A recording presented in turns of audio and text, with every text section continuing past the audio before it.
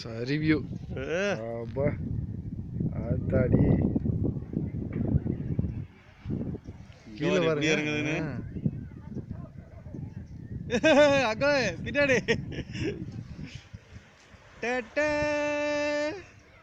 அங்க இறங்கிறதா இருக்குது அப்படியே. கீழே போயிட்டு மறுபடியும் கீழே இறக்கி விட்டுருவீங்களா? Oh my God. எப்பா சூப்பரா இருக்குது. இது பயங்கரம். இது இறங்குறதுல தெரிவிக்கா இருக்கு.